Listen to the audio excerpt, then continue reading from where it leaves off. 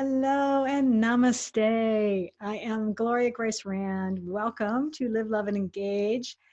And today I have a guest with us who is someone that I connected with online. I love when that happens. And I found her and through actually a website called podcastguest.com, which is an amazing resource because connected me with Erin Werley, who is just the most perfect guest for this podcast. And I'm going to tell you why in 1 second. But first, Erin, I just want to welcome you to Live, Love, Engage. Thank you so much. I'm so excited to be here. I think we're going to have a great time. I think so too, absolutely. So, Erin is a best-selling author at the forefront of spiritual awakening.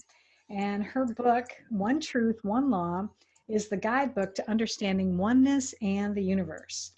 And she has been communicating with her higher self, called I Am, since 2011. And I think that is remarkable on a couple fronts. So we're going to talk a little bit about the book. And actually, I think I'm going to do that first because one thing on the book, I think it'll be better, and then I'll go back to something else that I wanted to ask you about. I want to ask you what prompted you to write the book. But on the book itself, it says that we are all God. And I have an idea of what that means, but what do you mean by that? What's your interpretation of that? Okay, so we are definitely all one, and most people will be familiar with hearing that term before, but not really understand what it means. I mean, it's out there in pop culture. We are the universe, we are all source, but we all feel like individuals. But what's going on is we are all one universal mind projecting our reality into existence now, second by second. And we all have a little veil sort of over our eyes that makes us feel individual.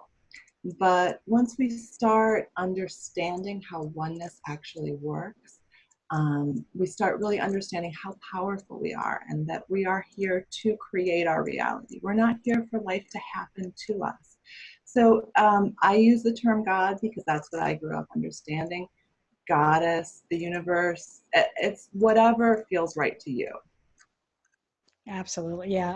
I have found myself doing the same thing. It's like I grew up Catholic, and so I refer, I use God, but I've also sometimes will say, source or universe, and because people do have different beliefs, and I want to be able to respect that.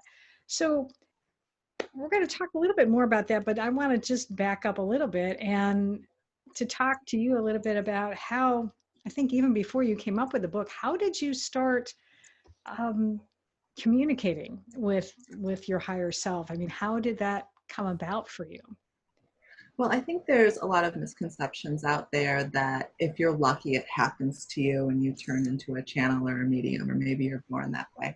And I actually was born thinking well, not born, but as I grew up, I was picked on a lot at school, and I had really, really low self-esteem. And I certainly never thought any sort of higher dimensional being was going to communicate with me. That wasn't something that I was expecting.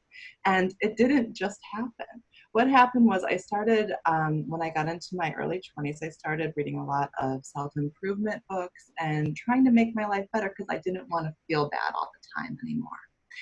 And I started reading a few channelers books, and I thought, oh my goodness, if I could just do what they're doing, then maybe my life wouldn't feel so out of control all the time. And so I thought, well, hey, wait a minute, I've been reading all this other stuff. Everything says anything's possible. Well, maybe I could learn to communicate with something. Now, I thought because I was reading these other channelers, if I did learn to communicate with something, it would be something outside of me, from another dimension or another place. And what I found is that we all have this inner voice. And even Gandhi says that anybody can hear your inner voice with preparation. And it took me a few months of meditating and asking myself questions and waiting to see if I could get an answer until I could hear it clearly. But it's absolutely possible. So that's what happened. And when I started communicating and actually having conversation with my inner voice, which most people would probably think of their inner voice as their intuition, but it's absolutely possible to strengthen that muscle to where you're not just getting gut feelings, to where you're actually hearing words. And those words are directly coming from the universe or universal mind or God, because that's who you really are. So I learned how to do that just through practice, just because I was in a bad space in my life. My husband and I were broke. It was 2011. We had lost our jobs. It just wasn't a good place. And so I was trying to do anything to make my life turn around. And so when I finally started to learn to tap into this wisdom within myself is when I started to have amazing self-esteem. I started to love myself. I started to understand I have a purpose in life. I'm not just this individual walking around and, whatever, there's no point to it all. We all have something that we're here to do, to give back. And that's what this book is all about. It's about getting you to a place where you can understand that you are one with the universe and that you have a purpose. That's awesome. So in the process, then I gather of you, being able to start hearing the voice and helping it help having it help you is what I'm trying to say. Is that sort of then you felt like you wanted to be able to let other people know about this and how it could benefit them as well? Well, that's absolutely what I want to do. But I'll be honest with you, in 2011, the idea of telling anyone that I was talking to a voice in my head was terrifying. And so it took me about 8 years of growth and just growing up and coming into myself. To be brave enough to say, you know what, I'm going to finally do exactly what this voice has been telling me. I'm going to take action despite my fears. And I'm going to start creating what I want to do. Because I fought it for many years because I didn't want my family and friends to know that I was crazy. And the funny thing is when I was going to publish the book, I knew I had to tell my parents because I love them and they're wonderful people, but I knew they were going to think I was crazy. And I told my mom, I'm talking to God in my head. And she said, well, Erin, we've always thought you were a little nuts. So that's great. And they went much better. And then I thought, why have I wasted 8 years being afraid of this? And I think that's what people find with most of these big looming fears that are holding us back. So I wanted so much for so many years to share this book, but my fears held me back. And I can't tell you how I've blossomed since taking action despite those fears. And I understand now how that really is possible for everyone. And I hope everybody starts thinking about what's that one thing that's holding you back from doing the thing you want to do, and go out there and take the first little baby step. You don't have to do it all in one day. That's my thing. You just start very slowly taking little steps and you're going to get there. Because I love to say, it's not a day plan or a life or a week plan or a year plan. It's a life plan. It's a life path. We're not here to do it all right away. That is for sure. And I can so relate to your story absolutely, because I got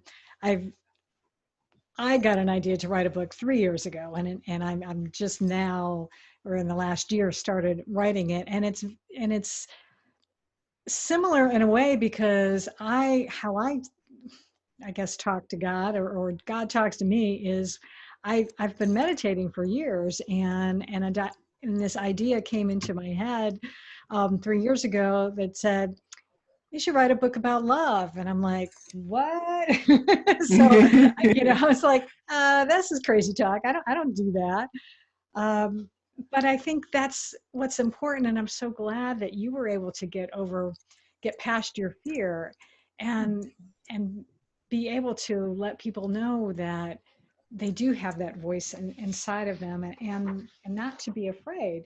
Um, because maybe expand on that a little bit more.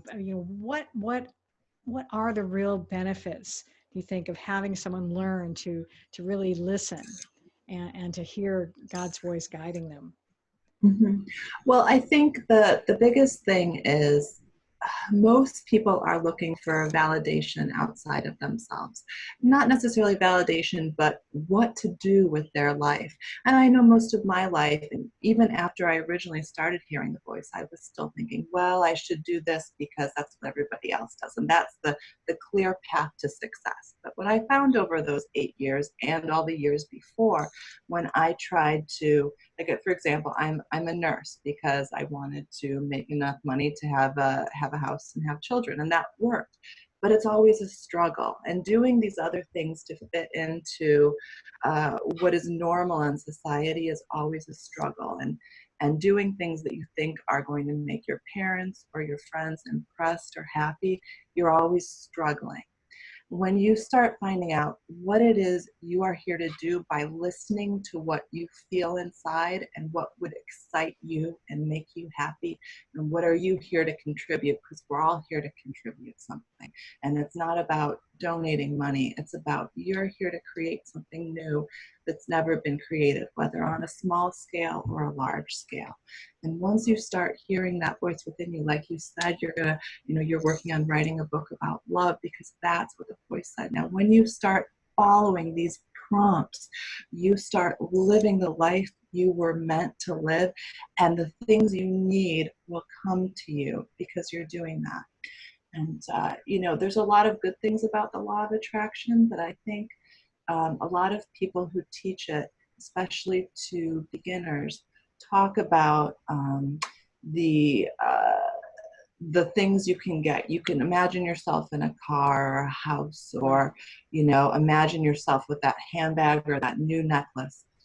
And those things aren't going to make you happy. Happiness comes from within. It comes from following what you're here to do. And you don't know what that is until you start asking yourself those questions. And no matter where you are in your life right now, even if you're homeless on the side of the street, you have the ability to start asking those questions within and getting answers. So many people have said it before this conversation. All your answers are within, and happiness will never come from outside. Hmm. Yeah, absolutely. And I think sometimes, though, and you had mentioned this earlier too, though, even if we start listening and we start having an idea, though, of the direction we want to go Mhm. into, if it's something that's maybe radically different from where we've been, Mhm. or just seems a little outside of our comfort zone, how do you recommend people to get past their fear? I actually talked about this in my Facebook group yesterday, but so I'm curious Mhm. to know, what helped you, especially, like, what helped you to get past your fears?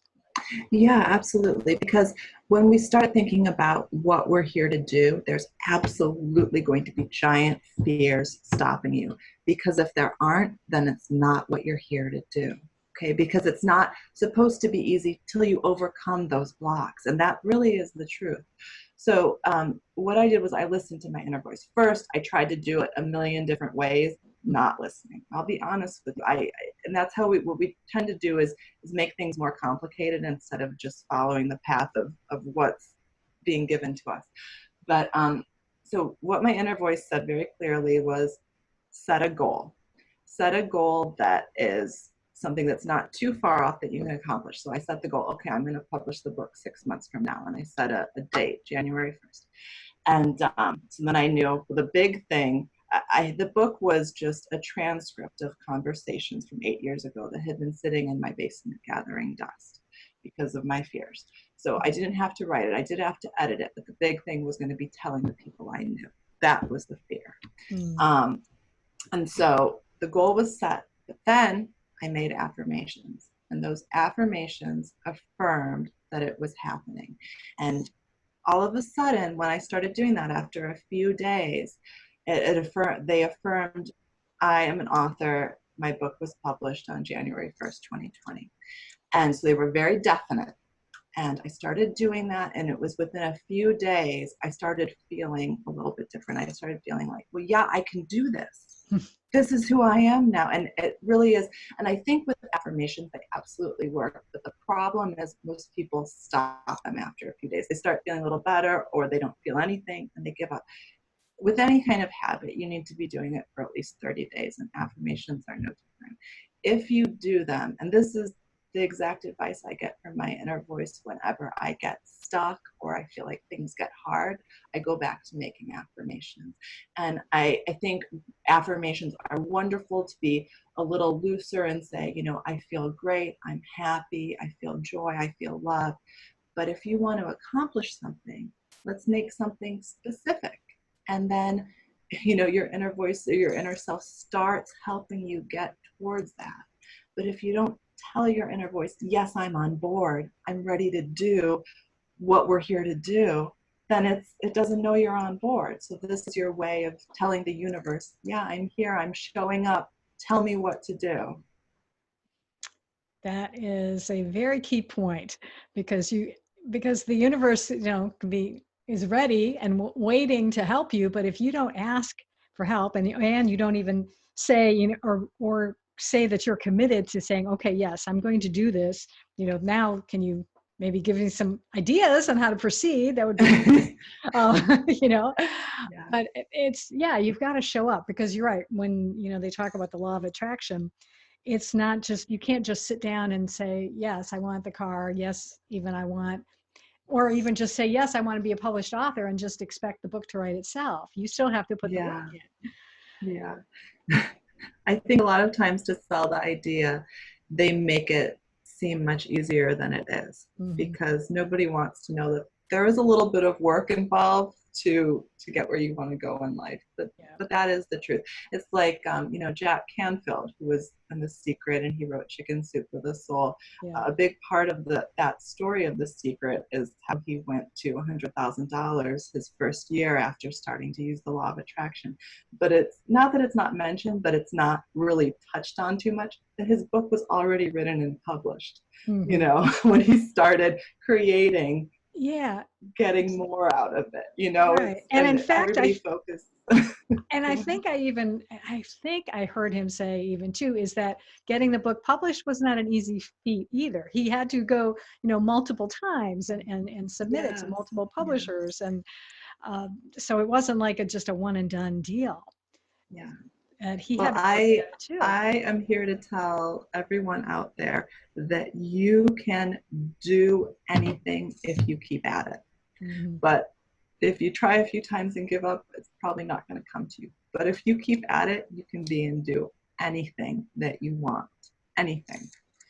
Whether it follows your life path or not. And I'm, unfortunately for me, I kept at not following my life path for a lot of my life. And I think a lot of people do that. And if you keep not following your life path, that's what you can be too. It's up to us. We have free will. And yeah, absolutely. And that's where we circle back around to the beginning, is where if you're not sure what you should be doing, this is where you should take some time to listen and ask questions, as you were saying. And ask. Because, the things that make other people happy might not be the things that make you happy. So you can't ask other people what's going to make you happy. Ask yourself. You have those answers. That's true. Yeah, absolutely. Well, this has been awesome. You've shared a lot of tremendous wisdom and insight. And I'm so glad that you were able to take some time and be on our show today. So thank you very much for being here, Erin. Thank you so much, Gloria. And I can't wait to read your book. Me neither. I gotta get cracking and get it going. So, as always, listeners, if you enjoyed this podcast, I hope that you will subscribe on wherever you're listening to, because we are on not only iTunes, we're on Stitcher and Spotify. So make sure that you subscribe, so that way you won't miss an episode. And you can also leave us a review. That would be wonderful as well. We always appreciate that. And until next time, I always encourage you to live fully, love deeply, and engage authentically.